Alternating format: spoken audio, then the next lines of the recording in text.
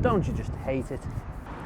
Don't you just hate it when you're out and about somewhere and you see what you think could make a great photo opportunity, but there's just one thing standing in your way? Well, actually, there's lots of one thing standing in your way: other people. Now, maybe you're trying to take a photograph in a city centre or just of some kind of big landmark or a public attraction. So obviously there are going to be a lot of people either walking around or standing in front of it taking photographs and stuff like that. So you really have a couple of different options available. First option is go and stand somewhere else to take a picture to try and kind of work around the people in it, or maybe change your composition, but both of those are going to affect the look of the image that maybe you want to go for. So what are your options for kind of getting the photograph that you want? Well, you've got four main options. Your first option is just take a picture and then spend a lot of time in Photoshop trying to remove all the people. Option two is take several pictures from the same position and then spend several hours in Photoshop using layers and layer masks to remove everybody from the picture. Now, those two options are the kind of most common ones that most people talk about, and most of the tutorials on YouTube will say use Photoshop. Option three, fake a bomb scare so everybody disappears, but I wouldn't really recommend that. Then there's option four, which is the one that not many people seem to suggest, which is the one I'm going to talk you through today, and that's using these ND filters. Now, your average ND filters might be kind of anything up to about 10 stops worth of light. So that could take an image that is in the kind of hundredth of a second and take it into the seconds. But this isn't your average ND filter. This is a 16 stop ND filter. So it's going to take an exposure from the hundredth of a second, not into the seconds, but into the minutes. So what that means is that if you're taking a picture of something, anything that is static throughout the entire duration of the image is going to obviously appear as still in the image. Anything that moves starts to blur. But if it is moving fast enough, or if it is only in your image for a kind of very short period of time compared to the whole length of the exposure, it's going to blur to the point that you can't see it in the final image. So the theory with this is take an image that is 4-5 minutes long of an object that isn't moving but with people walking around in front of it, and all those people walking around are going to blur into nothing. So I have a filter, now I need a camera.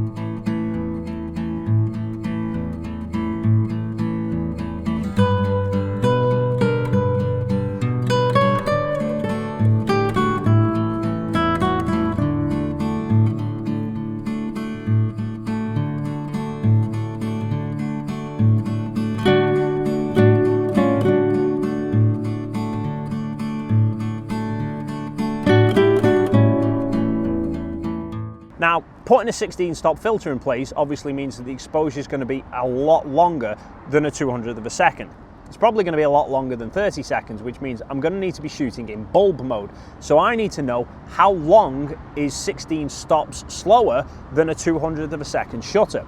Now, I could use my great mathematical skills and work all this out, but you haven't got that long to sit around and wait. So thankfully, I have a little cheat.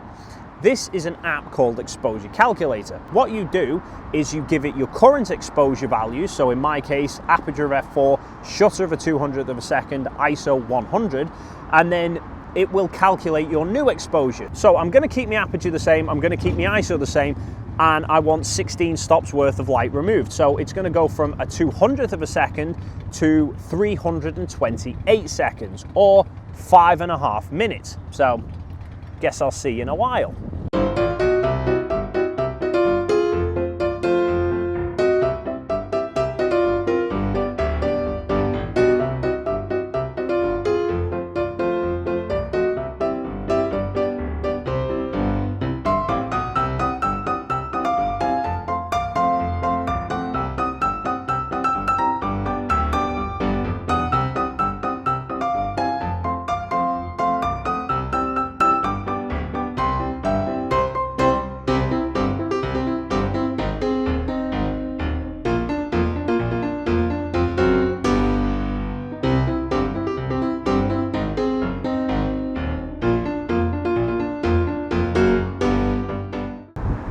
So that's the picture taken, and now it's chucking down with rain. So if you'll excuse me, I'm going to pop back indoors and I'll talk to you in a minute. See ya.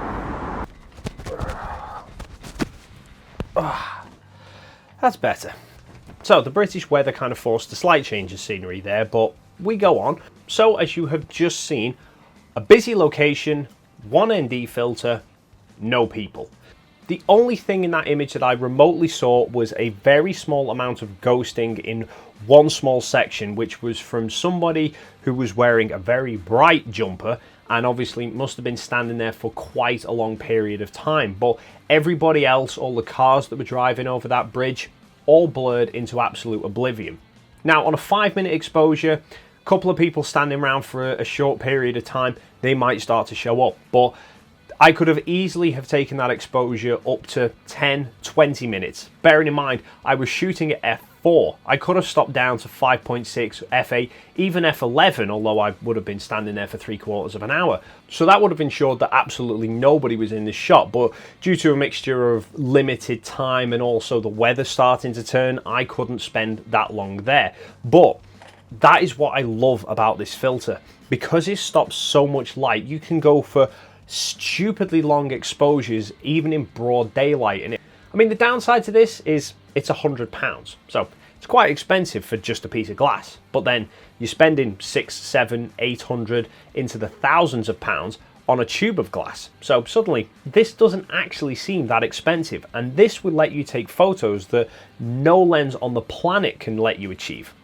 The thing I hate most about this though is sometimes it's just too dark. There's been times where I've maybe wanted to put a polarizing filter on top of it to cut out some reflections, but the thing's just so dark you can't see through it to see where the polarizer needs to be turned to. But other than that, it's an absolute monster of a lens. But I've used this filter for the same sort of technique on multiple occasions. I recently came back from Ireland where I visited the Giant's Causeway. For anyone who doesn't know, the Giant's Causeway is a coastal landmark. It gets hundreds of tourists on a daily basis. The 2 times I've been there has always been masses of people walking all over the place. And the great thing with this is able to take a 10-15 minute exposure.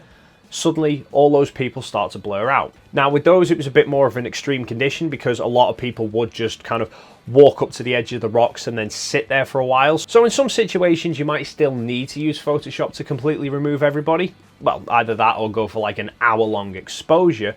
But this technique is going to open up the possibility for a lot of people to be able to get images with nobody in the shot and not have to be a wizard of Photoshop. Now, if you can't justify spending that much money on a filter, fair enough.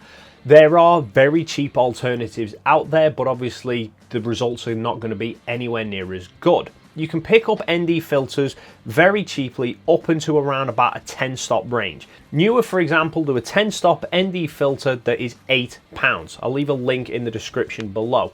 A 10-stop ND filter in that same situation that I shot before would have took a 200th of a second down to about a 5-second exposure. So obviously 5 seconds will give you a little bit of blur in the water and kind of blur a little bit of the movement out, but it's not going to create enough blur to completely remove people from a scene.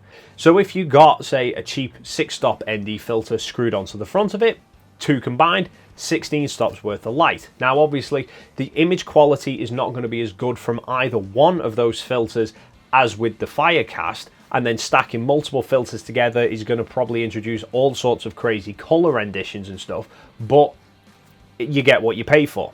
All I will say to anyone who is considering buying multiple filters to stack together, go for a filter that is larger than the lens you are planning on using, because as you start to stack filters on top of each other, obviously you're creating a pile of filters, you're going to start introducing very heavy vignetting on your shot. So if you're shooting with, say, a lens that has a 72 or a 67mm front filter, go for 77mm and then also buy a step down ring. So it just gives you that little bit of extra space to play with so that you can put a couple of filters on top of each other and not start risking your image as much. So that's my way of getting shots with nobody in them. But what about you? Do you prefer this technique or do you prefer spending the time in Photoshop? Leave your comment down below. Also, if you have used this technique before, leave a link to your images as well. Thank you so much for stopping by, and hopefully I will see you in the next video.